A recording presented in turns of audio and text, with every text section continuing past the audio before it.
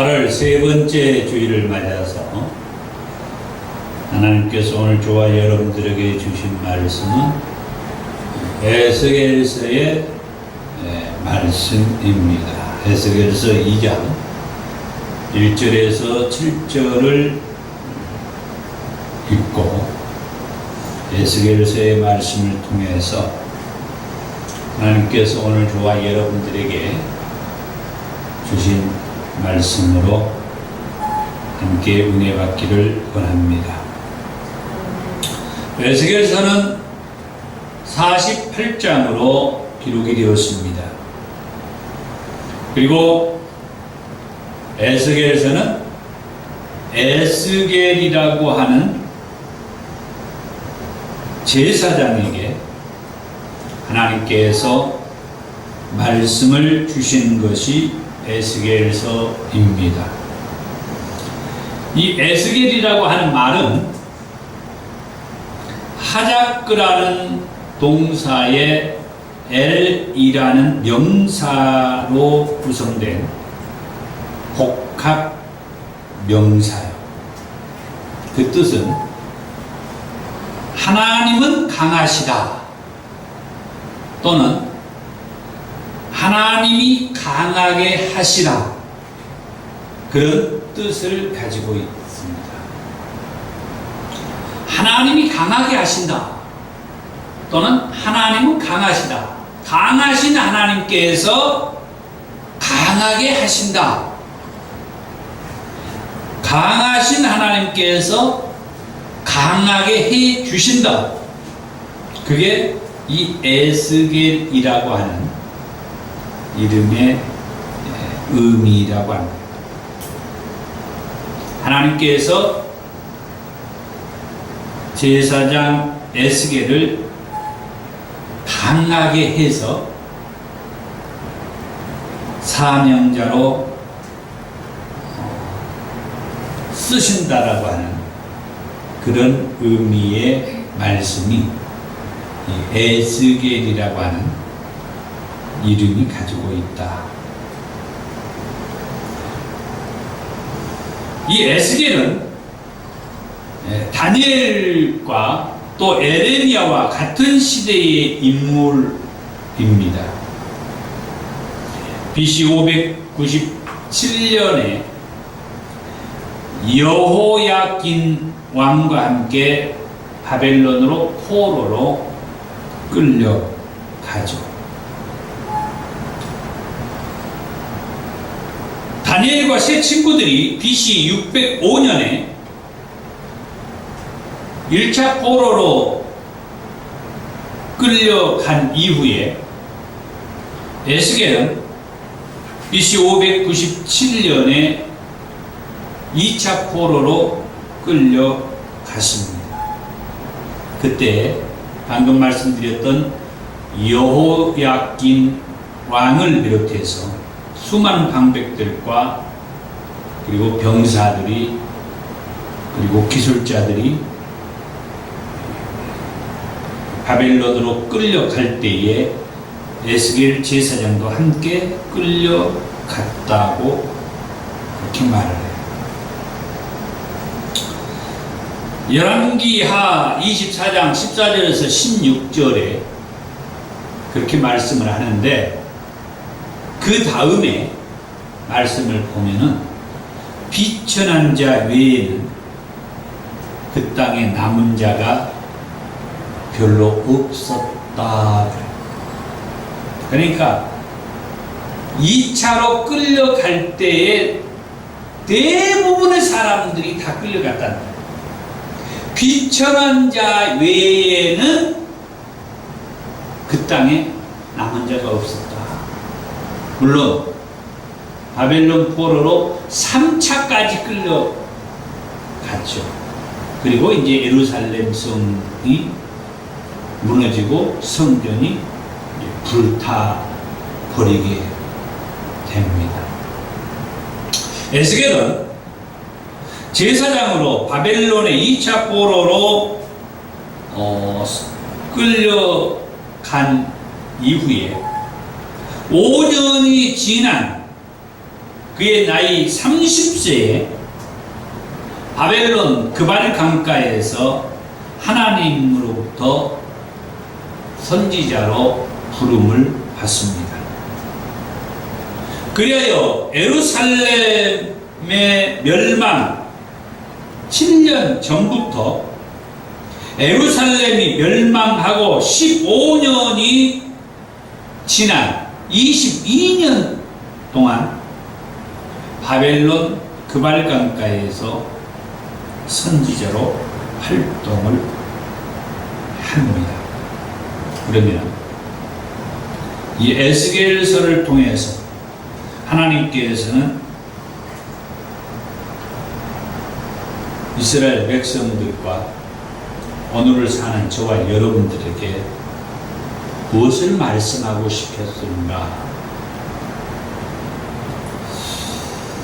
첫 번째로 사명자의 기본 요건을 말씀해 주고 있습니다.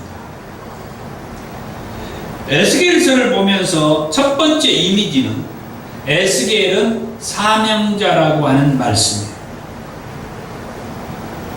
우리 주변에 사명에 대한 문제로 갈등하고 있는 사람들을 종종 볼 수가 있어요. 그분들은 주변에서 기도하는 사람들이 본인의 의사하고는 상관없이 다짜고짜 왜 사명자가 되어가지고 그 길을 가지 않느냐는 그런 얘기를 듣기도 하죠. 그럴 때마다 느끼는 것 중에 하나는 기도하신 저분이 어떤 근거에 의해서 이 사람한테 사명자라고 말을 하면서 왜 사명자가 돼가지고 그 길을 가지 않느냐라고 그렇게 말을 할 때 저는 궁금한 것이 없지 않아 있었어요. 어떤 거에 근거에서 이 사람을 사명자라고 말하고 사명자가 되어가지고 왜 그 길을 가지 않느냐라고 말을 하고 있을까? 그런데 제가 이 에스겔서를 통솔을 하면서 발견한 것이 이 에스겔서를 보니까 사명자라고 하면은 갖추어야 할 기본적인 요소가 여기에서 나오더라고 하는 것입니다. 사명자라고 하면 기본적으로 갖춰야 할 것이 첫 번째로 하나님의 임재를 경험을 했느냐, 하나님의 임재가 본인에게 분명하게 있었느냐.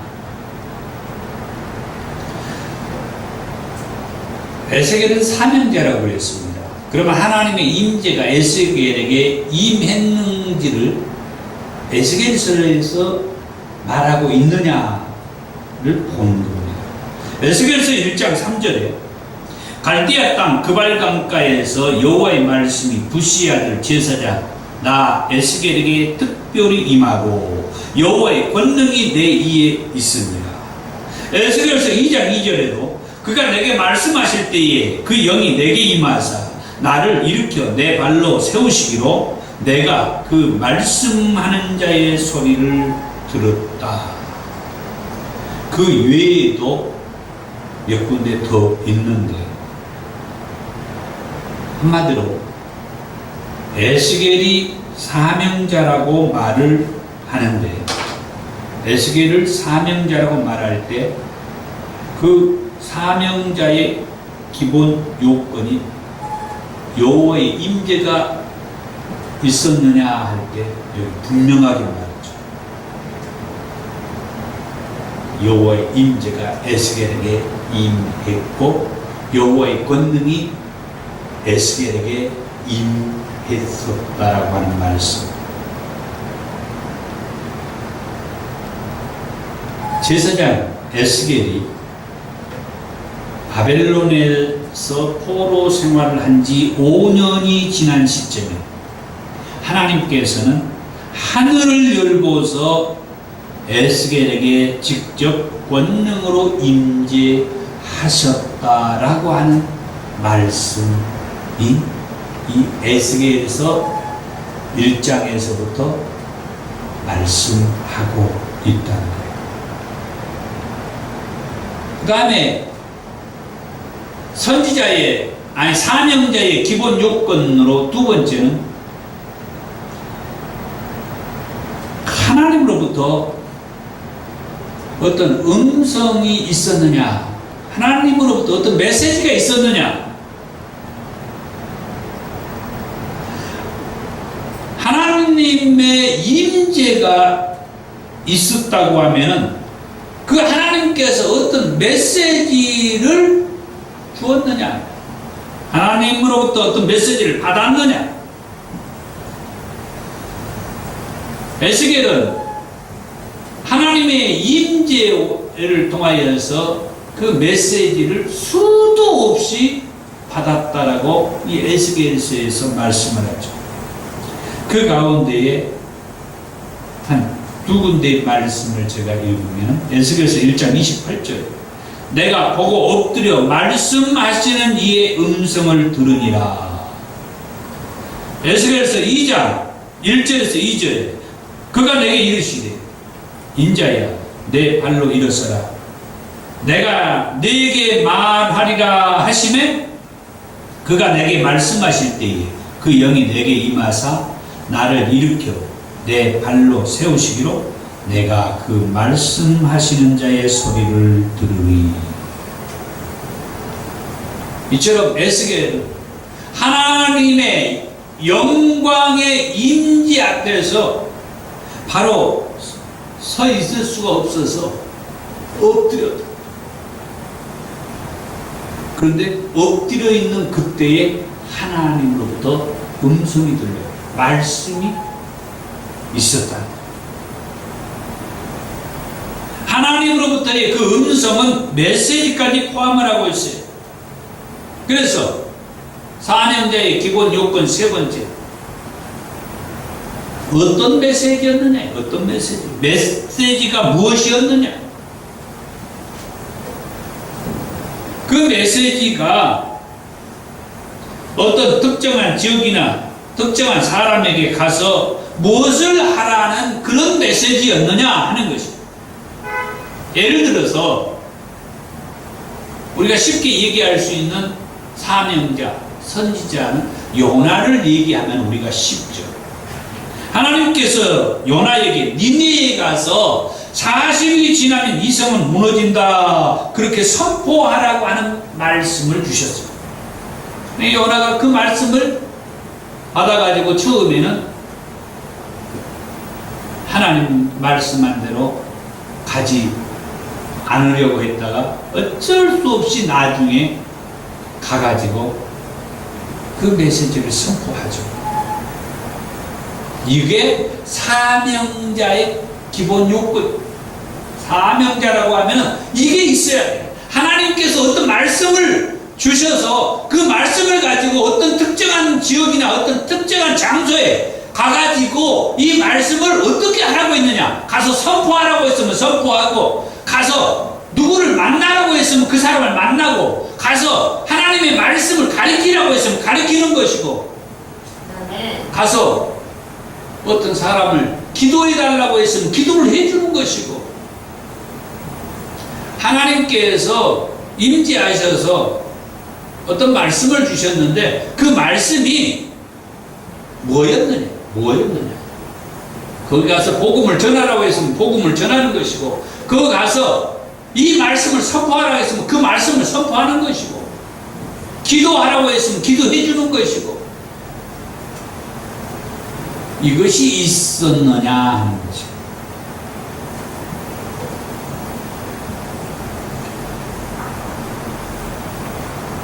그러면 두 번째로 에스겔의 사명은 뭐였느냐? 하나님께서 에스겔에게 임해서 제사장 에스겔에게 하나님이 어떤 사명을 주시기 위해서 에스겔에게 임했다고 했는데, 에스겔에게 준 하나님의 사명이 무엇이었느냐? 에스겔서 2장 4절 또는 7절, 3장 11절 또는 3장 27절 기타 여러 곳에 나오는데, 어떤 말씀, 어떤 사명을 주냐면은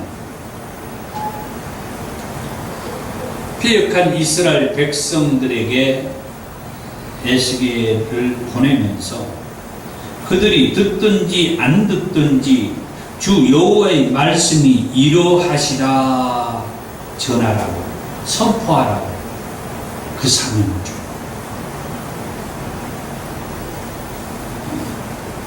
아까 얘기했잖아요. 사명자의 기본 요건 가운데 세 번째, 어떤 특정한 지역에, 어떤 특정한 사람에게 나를 보내가지고 거기에서 무엇을 선포하라고 하면 선포하고, 기도해 주라고 하면 기도해 주고, 하나님 말씀을 가르치라고 하면 하나님의 말씀을 가르치는 것이고, 여러 가지 각 사람에 따라서 하나님이 주신 그 사명이 좀 다르는데, 에스겔에게는 그들이 하나님의 말씀을 듣든지 아니 듣든지 주 여호와의 말씀을 이루하시다라고 선포하라고 그런 사명을 줬다는 거예요. 그 다음에 에스겔의 사명은 에스겔서 2장 8절에서 10절의 말씀에 보니까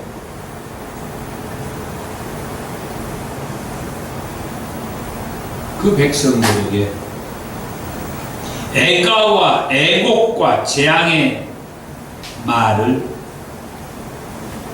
하라고.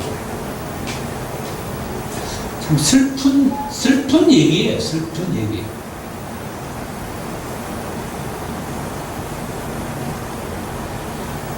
지금 포로로 잡혀와 있는 이 이스라엘 백성들에게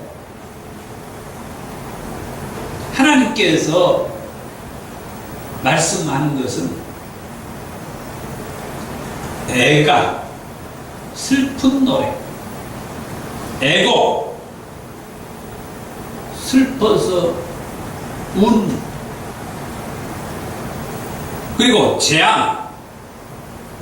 재앙은 심판으로 인해서 하나님의 그 진노의 심판에 의해서 주어지는 좋지 않는 어떤 결과죠. 그 재앙은 결국 심판과 또 멸망에 대한 말씀이죠. 예를 들어서 에스겔서 4장 1절에서 3절의 말씀에 토판과 철판을 가져오라고 해가지고 그 위에다가 예루살렘을 딱 그려놓고 에워싸라고 하면서 이것이 이스라엘 족속에게 임할 징조다. 또 에스겔서 5장 7절에 이방인들보다도 하나님의 율례와 규례를 지키지 않는다고 말하면서 그 결과 아버지가 아들을 잡아먹고 아들이 아버지를 잡아먹는 전무후무한 일이 있을 것이라고 에스겔서 5장 9절에서 10절에 그런 말씀도 해줘요. 애가와 애곡과 재앙의 얘기죠. 그 에스겔서 7장에 가가지고 이스라엘의 끝이 왔다고 하면서 그 이스라엘을 심판할 것이라고 선포를 하라고 해요.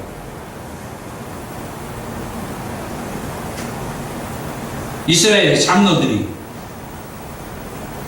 에스겔서 8장 12절에 보니까 여호와께서 우리를 보지 아니하시며 여호와께서 이 땅을 버리셨다고 해계의 망측한 소리를 그 장로들에게 들어요.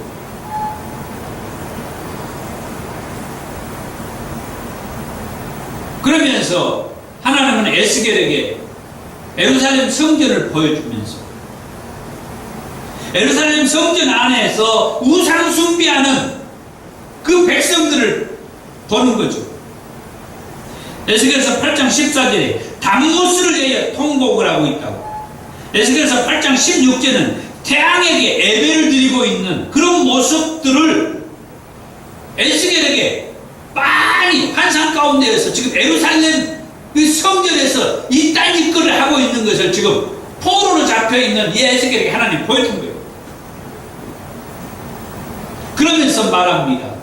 그들이 아무리 큰 소리로 부르짖을지라도 내가 그들의 부르짖음을, 그들의 기도를 듣지 않겠다. 그러면서 에스겔서 10장 18절에 여호와의 영광이 그 성전 문지방을 떠났다.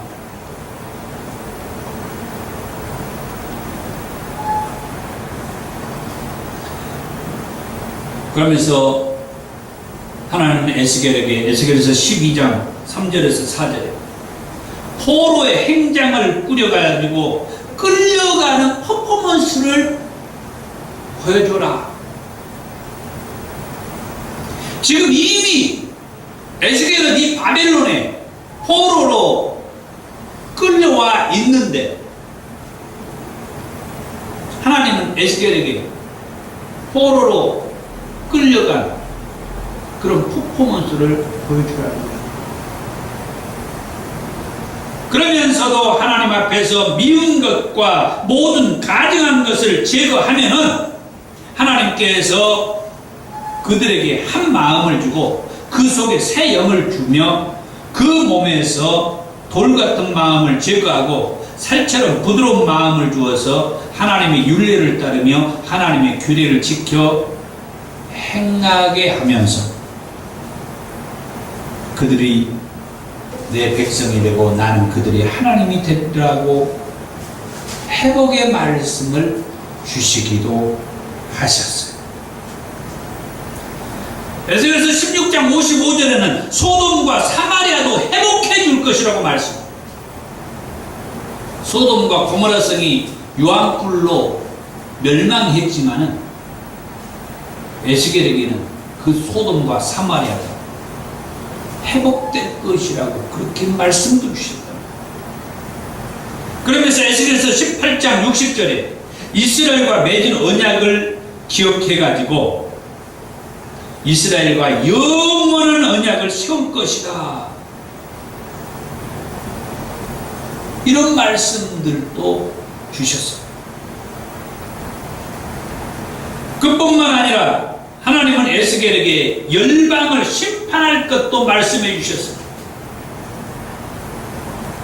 에스겔서 25장에 암몬 족속이 패망할 것이라고 말씀하고 모압과 세일을 벌할 것이라고 말씀하고 에스겔서 8장에서 에돔과 블레셋을 심판할 것이라고 말씀하고 에스겔서 26장에서 두로 성벽을 무너뜨릴 것이라고 말씀을 하고 에스겔서 28장에서 시돈이 심판받게 될 것이며 에스겔서 30장에서 애굽이 심판받을 것을 말씀해요. 그러면서 애굽을 도와준 자들도 심판할 것이라고 에스겔서 30장 6절에서 9절에 말씀해요. 그동안 이스라엘을 괴롭혔던 그 주변의 나라들을 이제는 하나님께서 이스라엘을 회복시키시는 말씀을 주시면서 이스라엘을 괴롭혔던 그 주변 나라들을 하나님께서 다 심판해 주시겠다라고 말씀하신 거예요. 얼마나 감사해요. 이스라엘이 하나님께서 모세를 통하여서 주셨던 그 4개의 말씀, 율례와 규례의 말씀을 청종하면 그 주변의 나라들을 다 하나님께서 지켜 보호하고 막아주고 물리쳐주고 하겠다라고 했는데 이스라엘 백성들이 그 내기 말씀들을 청종하지 않으면서 지금 여기까지 와가지고 결국은 바벨론의 포로로 끌려가고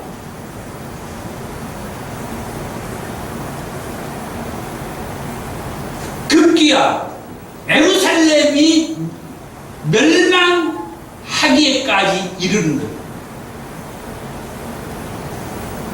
물론 이스라엘의 회복도 하나님의 말씀에 주셨지만 이스라엘의 회복을 말씀하기 전에 하나님은 에스겔에게 예루살렘의 심판, 예루살렘의 멸망, 예루살렘이 황폐될 것에 대한 말씀도 이스라엘 백성들에게 하라고 하셨어요. 그러면서 그 예루살렘을 다시 회복시켜 주겠다, 그렇게 말씀을 준 거죠. 어떤 때? 레위기의 그 말씀인 하나님의 율례와 규례의 말씀을 청종할 때. 그러니까 이 레위기의 말씀을 모세를 통해서 주셨던 이 레위기의 말씀이 얼마만큼 의미가 있고 하나님의 입장에서는 중요한 말씀이었는지 하는 것을 우리가 이 에스겔서 말씀을 통해서 다시 한번 이 레위기의 말씀을 상기시키는 거죠. 레위기의 말씀을 읽으면 절리고 이게 무슨 말인지 도무지 알아들을 수 없는 그런 복잡한 말씀들이었지만은, 그러나 하나님의 입장에서 이 레위기의 말씀은 정말 이스라엘 백성들에게 있어서 의미 있고 가치 있는 그런 말씀이었다.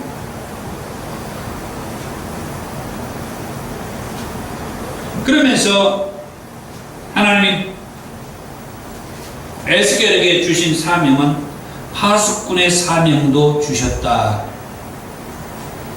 파수꾼의 사명, 파수꾼이라는 말은 히브리어로 축파라는 말이라는데 망도는 사람이라는 뜻이 있어요. 도시를 방어하거나 추수기간에 경작지를 지키는 임무를 맡은 사람을 파수꾼이라고 말한다. 다시 말하면 백성들은 잘 때도 자지 않고 백성들을 지키는 망을 봐주는 사람, 군대에서 경계 근무를 쓰는, 더 쉽게 말하면 보초를 쓰는, 초소를 지켜가지고 초소 안에 있는 그 병사들을 보호하는 이런 사람을 파수꾼이라고 합니다. 하나님께서 에스겔에게 파수꾼의 사명을 주시면서 그에 따른 책임도 말씀해 주시죠.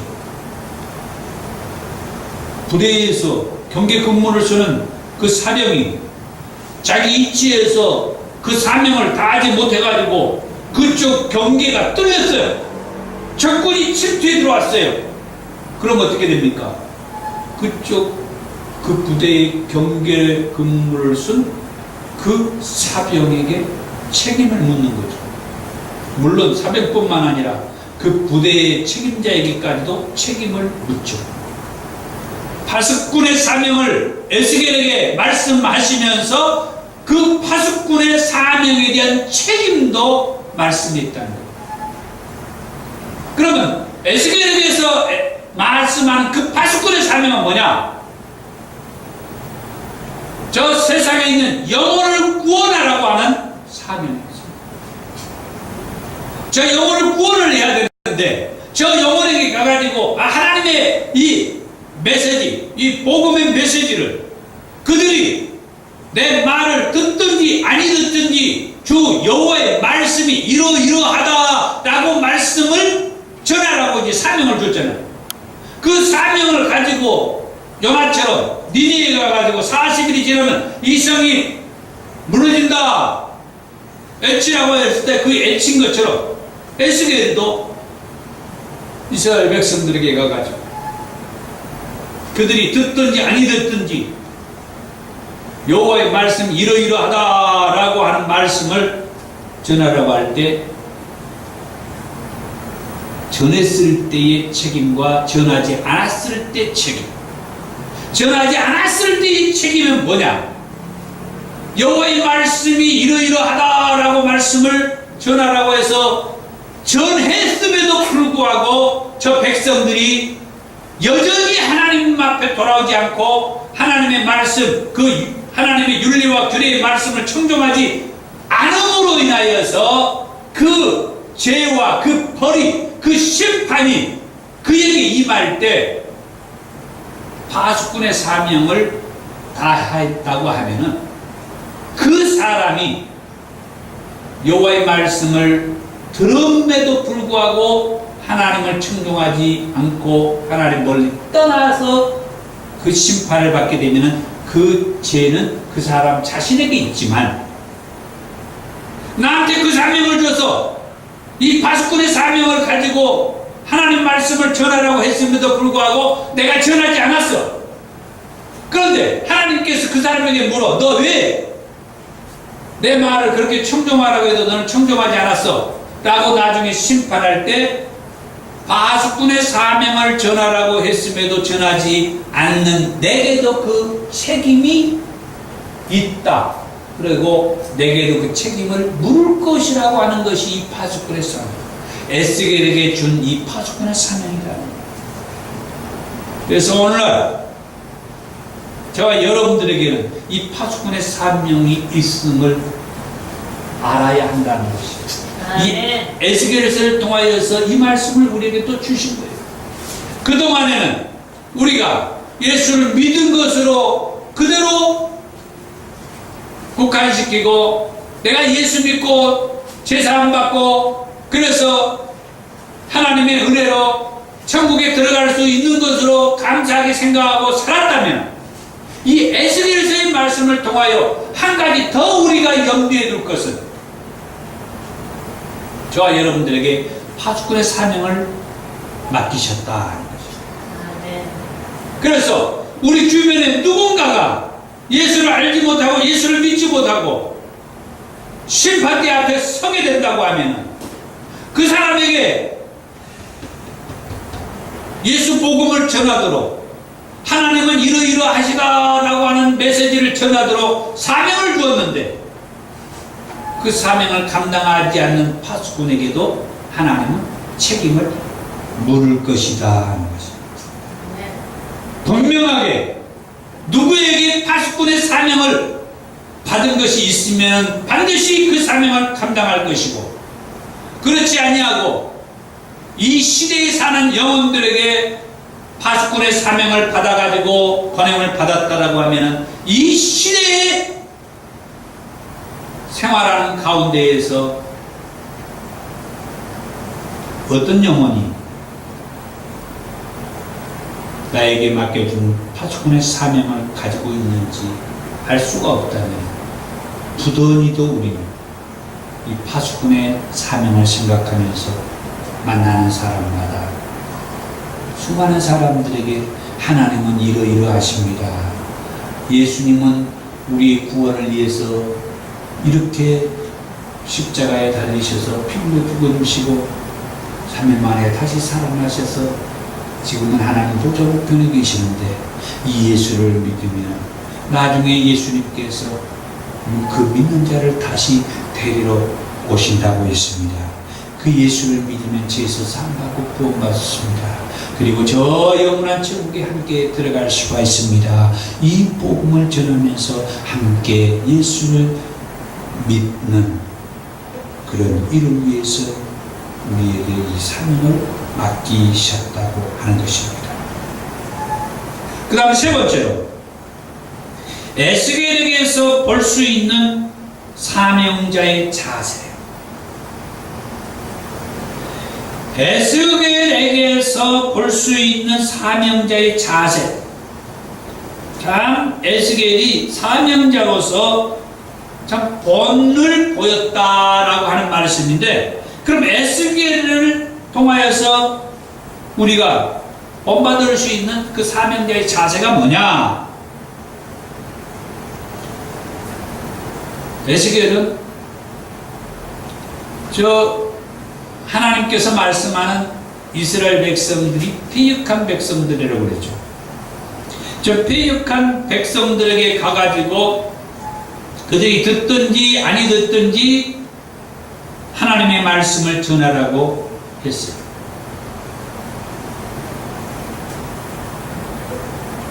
그 사명대로 에스겔은 이스라엘 백성들에게 가가지고 하나님의 말씀은 이러이러하시다 말씀을 선포했다는 것이에요. 우리가 오늘 본문으로 읽었던 말씀에서 에스겔서 2장 5절에 그들은 패역한 족속이라 그들이 듣든지 아니 듣든지 그들 가운데에 선지자가 있음을 알지니라. 그러면서 7절에도 그들은 심히 패역한 자라 그들이 듣든지 아니 듣든지 너는 내 말로 고할지어다. 그럴 때에 에스겔서 3장 11절에 하나님의 말씀이 또 내게 이르시되 인자야 사로잡힌 내 민족에게로 가서 그들이 듣든지 아니 듣든지 그들에게 구하여 이르기를 주 여호와의 말씀이 이루하시다 하라. 3장 27절에서도 그러나 내가 너와 말할 때에 내 입을 열리니 너는 그들에게 이르기를 주 여호와의 말씀이 이루하시다 하라. 들은 자는 들을 것이요 듣기 싫은 자는 듣지 아니하리라. 이런 말씀대로 이 에스겔은 이스라엘 백성들에게 가가지고 그들이 듣든지 아니 듣든지 열심히 하나님의 말씀을 선포했다라고 하는 것을 알 수가 있습니다. 그 다음에 에스겔에게서 볼 수 있는 사명자의 자세는 에스겔은 이 사명의 길을 가면서 사적인 감정에 얽매이지 않았다. 에스겔서 24장 15절에서 17절입니다. 여호와의 말씀이 또 내게 임하여 이르시되 인자야 내가 내 눈에 기뻐하는 것을 한번 쳐서 빼앗으리니 너는 슬퍼하거나 울거나 눈물을 흘리거나 하지 말며 죽은 자들을 위하여 슬퍼하지 말고 조용히 탄식하며 수건으로 머리를 동이고 발에 신을 신고 입술을 가리지 말고 사람이 초상집에서 먹는 음식물을 먹지 말라. 이 말씀을 한 이후에 바벨론의 3차 공격이 예루살렘에 임하였어요. 그리고 그날 저녁에 에스겔의 아내가 죽었다는 연락이 왔어요. 아침에 하나님으로부터 방금 읽었던 말씀을 받았던 에스겔, 인자야 내가 내 눈에 기뻐하는 것을 한번 쳐서 빼앗으리니 너는 슬퍼하거나 울거나 눈물을 흘리거나 하지 말며 죽은 자들을 위하여 슬퍼하지 말고 조용히 탄식하며 수건으로 머리를 동이고 발에 신을 신고 입술을 가리지 말고 사람이 초상집에서 먹는 음식을 먹지 말아라. 슬퍼하지 말아라. 눈물을 흘리지 말아라. 죽은 자를 위하여서 마음 아파하지 말아라. 그 말씀을 하나님으로부터 받았던 에스겔. 그런데 그날 저녁에 예루살렘에 자기 마누라가 죽었다는 소식을 들었다는 거예요. 얼마나 슬펐겠어요. 이 얘기를 하는 도중에도 쟤도 슬퍼요. 그런데 하나님께서는 슬퍼하지 말래요. 울지 말래요. 백성들을 위해서 사적인 감정에 얽매이지 말라는 그런 말씀을 사명자 에스겔에게 하는 말씀이 주시고, 사명자 에스겔은 그 말씀대로 백성들 앞에서 슬퍼하지도 못하고 눈물을 흘리지도 못했다고 하는 것입니다. 이처럼 사명자는 개인적인 감정에 얽매이면 안 된다는 말씀을 에스겔 선지자를 통하여서 배울 수 있습니다.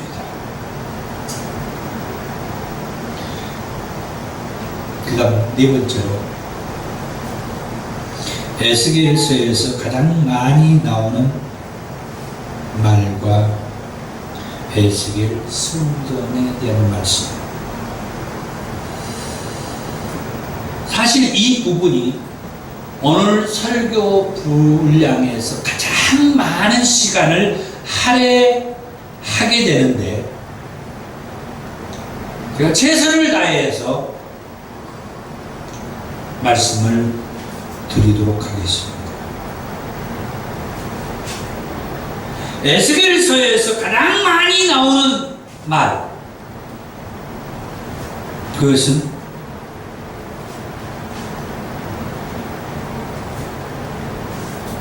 내가 여호와인 줄을 너희가 알게 하리라, 또는 내가 여호와인 줄을 그들이 알리라. 이 말씀, 제가 통으로 설교하는 일을 하면서 은혜 받은 게 많은데, 그 중에 하나는 바로 이 말씀입니다. 성경을 통으로 읽고 통으로 설교를 하면서 제가 받은 은혜 가운데 하나는, 하나님께서 내가 여호와인 줄을 알게 하겠다는 거예요. 수많은 사람들에게 내가 여호와인 것을 알게 하겠다. 여기 에스겔서에서도 이 말이 66번 나와요. 내가 여호와인 것을 알게 하겠다. 얼마나 많이 나올지 알 수가 없어요. 상황마다 에스겔에게 그 사명의 말씀을 주면서 이 말씀을 하라고 하는 거예요. 이스라엘 백성들에게 하나님의 율례와 규례의 말씀을 청종하면서 살기를 원하면서 그들이 듣든지 아니 듣든지 내가 이런 여호와다라고 말씀을 하면서 꼭 이 말씀을 합니다. 내가 여호와인 것을 너희가 알게 될 것이다. 너희가 알아야 한다. 나 여호와의 말이다.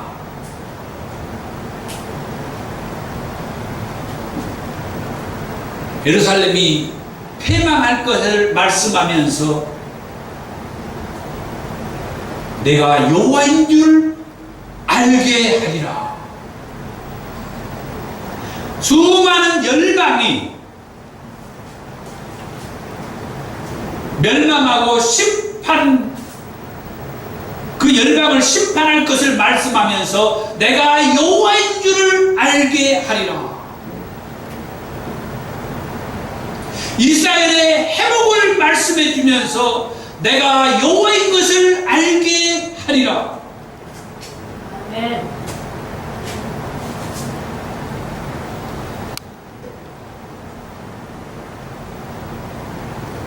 에스겔서 6장에 맨 처음에 이 말씀을 하는데 6절에서 7절에 하나님께서 에스겔에게 이스라엘 산들을 보여주면서 백성들이 산과 언덕과 시내와 골짜기에 산당을 짓고 제단을 쌓아서 분향한 것을 깨트리면서 황폐하게 할 것이라고 말씀하고, 또 우상 숭배하는 사람들을 우상 앞에서 죽게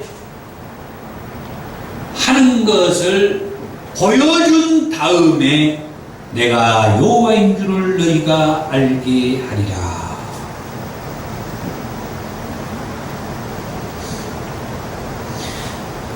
아까 얘기했던 에스겔서 12장에서 포로로 끌려가는 퍼포먼스를 백성들 앞에서 하게 하면서 에스겔서 12장 15절에 내가 그들을 이방인 가운데로 흩으며 여러 나라 가운데 해친 후에야 내가 여호와인 줄을 그들이 알리라. 그러니까 이 백성들이 그렇게 얘기해도 듣지 않으니까 이제는 이방 여러 나라에 흩어버리겠다. 포로로 끌려가게 만들었겠다. 포로로 끌려가게 만들어 버린 이후에 그들이 여호와를 제대로 이제 알아보게 하겠다는 거예요. 내가 여호와를 알게 하겠다는 거죠. 그러니까 무작정 은혜와 사랑과 막 오냐 좋은 얘기만 해줄 수 없었다라고 합니다. 그렇게 얘기해도 안 들어 처먹으니까 이제는 멸망케 하고 에루살렘 성전이 불타버리게 하고 그 서만 사람들이 다 죽고 포로로 끌려가게 하는 것이 하나님의 뜻이었으며, 그걸 통해서 이 일을 하신 하나님이 여호와인 것을 알게 하겠다. 왜 그렇게까지 되어야만이 했느냐 하는 것을 생각하게 하는 거죠.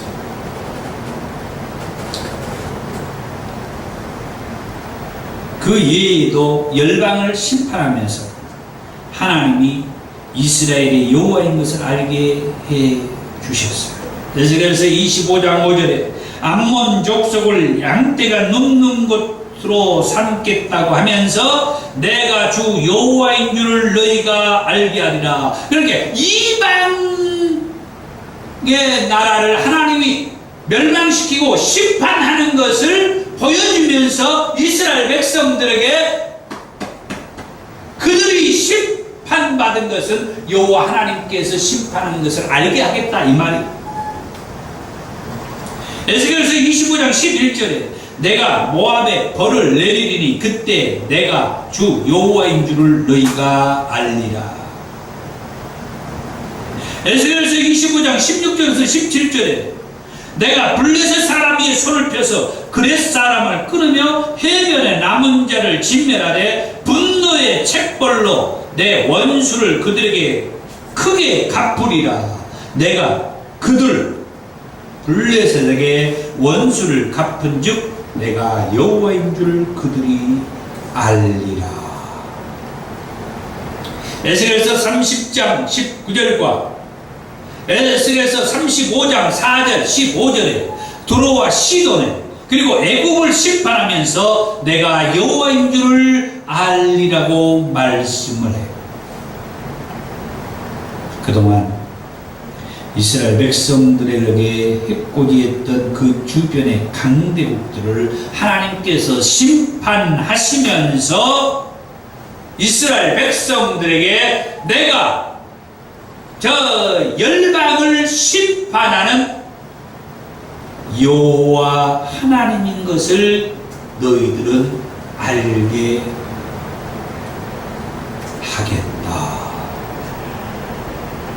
이럼에도 불구하고 이스라엘 백성들이 여호와 하나님을 믿지 않는다고 하는 것은 어떻게 해야 될까요?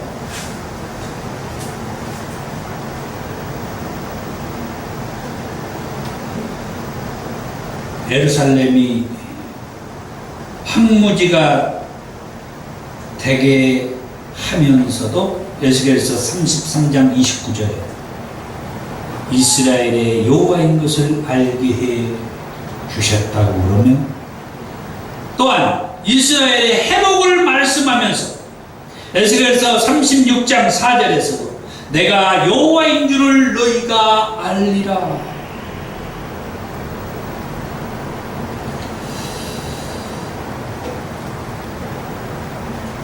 그 말씀도 유명한 에스겔서 37장에 마른 뼈 이야기가 있죠. 이 마른 뼈 이야기를 통해서도 내가 여호와인 줄을 너희가 알리라 말씀해 주시오. 이것은 우리가 너무나 잘 아는 말씀이니까 제가 조금 언급할게요. 에스겔서 37장에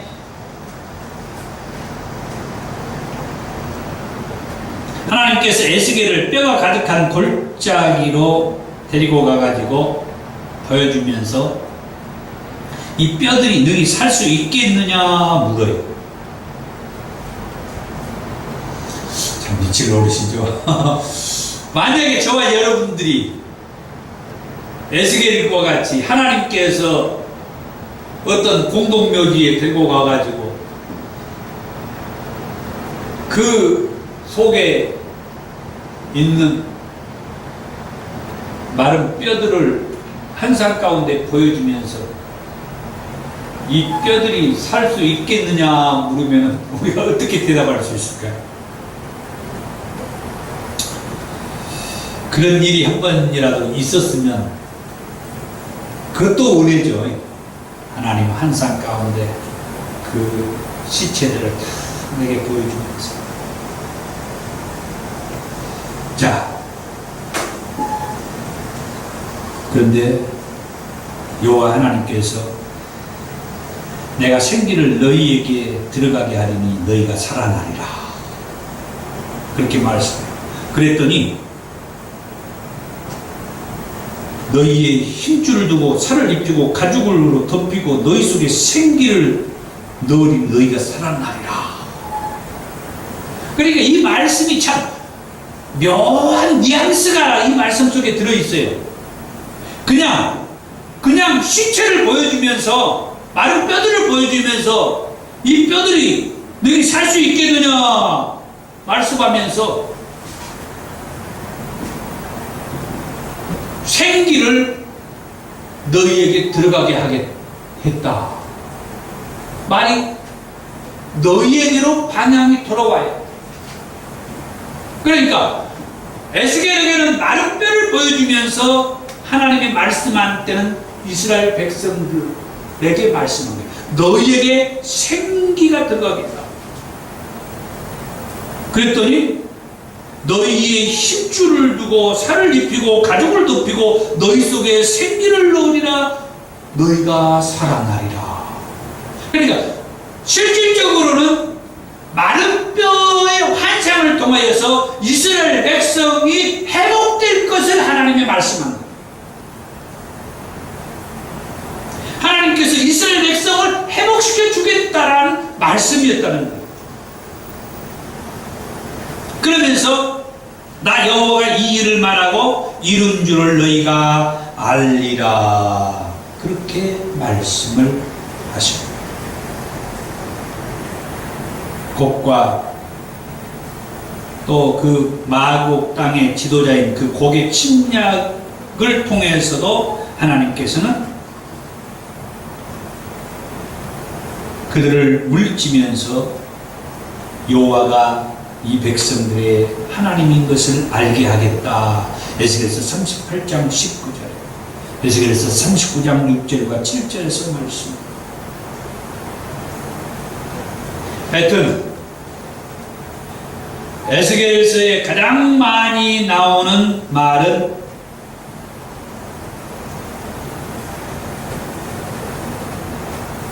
에스겔에게 내가 여호와인 것을 알게 하겠다라고 하는 말씀이라고 있습니다.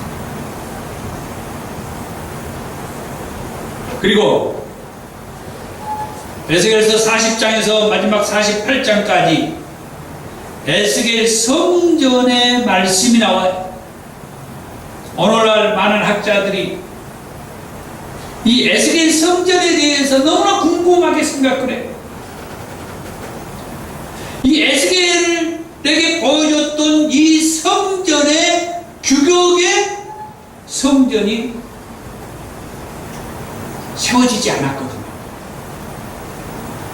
포로 이후에 돌아와가지고 예루살렘 성전을 중수하고 재건하고 복구하고 하는데 이 에스겔에게 보여줬던 이 성전의 규격대로 성전이 세워지지 않았어요. 그러니까 이런 말도 있어요. 지금 돔으로 세워진 저 성전이 마지막 때 이 에스겔에게 보여준 이 규격의 성전이 나중에 거기에 세워지지 않겠느냐, 이렇게 말하는 분들이 계세요. 그런데 그런 근거가 어디에 없다는 거예요.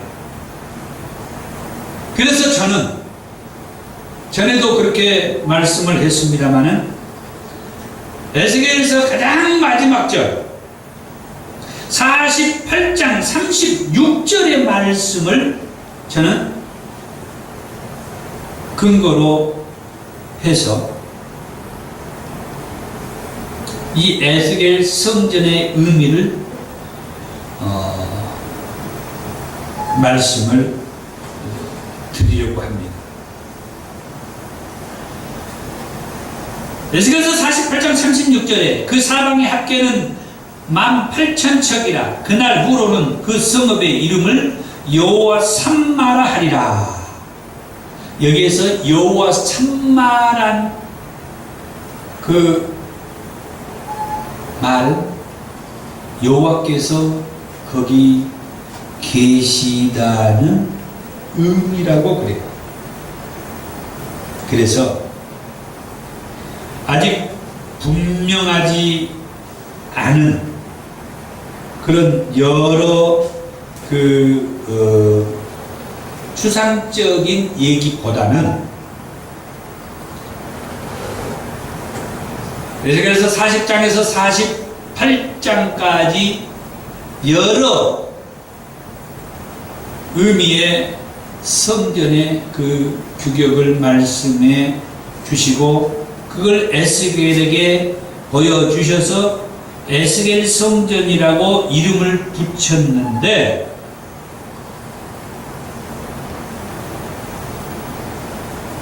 그 말씀 마지막에 보니까 여호와께서 거기 계시다라는 여호와 삼마가 가장 가까운 의미가 아닐까 저는 그렇게 생각합니다. 에스겔서 40장 4절에 인자야 내가 내게 보이는 그것을 눈으로 보고 귀로 들으며 내 마음으로 생각할지어다. 내가 이것을 내게 보이려고 이리로 데리고 왔나니 너는 본 것을 다 이스라엘 족속에게 전할지어다. 자, 이스라엘 족속들에게 전해라 이 말이에요. 그러면서 에스겔서 43장 5절에 여호와의 영광이 성전에 가득하더라고 그래요. 그러니까 그 성전에 여호와의 영광이 가득했다라고 합니다. 하나님의 성전에 하나님께서 임재하시는 곳이라고 하는 그런 말씀입니다. 그러면서 에스겔서 46장 3절에서는 이 땅 백성도 안식일과 초하루에 이 문 입구에서 나 여호와 앞에 예배할 것이라. 그러니까 이 땅 백성도 하나님 앞에 와서 예배를 드려라. 그 예배를 드리는 그곳이 성전이며 그곳에 하나님의 영광의 임재가 있는 곳이다. 그러한 말씀을 해주세요. 그래서 저는 그렇게 해석을 하고 싶은 거예요. 하나님의 영광이 가득하고 하나님의 임재가 있는 그곳을 에스겔에게 보여주었다. 그것이 성전이다. 그래서 우리는 그것을 에스겔 성전이라고 말한다. 단지 정확하게 규격이 있는 모습을 에스겔에게 보여준 것이다. 그러나 중요한 것은 그곳에 하나님이 계신다라고 하는 것입니다. 그래서 이스라엘 백성들은 안식일과 초하루에 그곳에서 하나님을 예배하라. 지금은 포로 생활을 할 때이지만 포로에서 돌아온 이후에 하나님은 무엇을 약속했어요? 이스라엘의 회복을 약속했어요. 그 이스라엘을 회복하는 것은 예수 그리스도를 통하여서 이루어지는 거예요. 포로에서 돌아온 땅에서 이스라엘이 회복된 게 아니에요. 예수 그리스도를 통하여서 온전한 이스라엘의 회복이 이루어져요. 지금도 온전한 이스라엘의 회복이 아니에요. 마지막 때 예수님이 다시 오셔서 그때 예수님이 계셨던 그곳으로 우리가 함께 들림 받음으로 인해서 온전한 이스라엘의 회복이 돼요. 그곳에 하나님이 계신 곳이고 그곳에 하나님의 영광이 가득하는 곳이고 그곳에서 우리는 하나님을 예배하며 찬양하며 살게 되리라고 하는 그런 꿈을 가지게 되는 거예요. 그런 꿈을 가지고 에스겔이 가졌던 그런 사명과 같이 파수꾼의 사명을 감당하면서 이 땅에서 하나님 영광을 돌리면서 사는 저와 여러분들이 되기를 원합니다. 기도하겠습니다.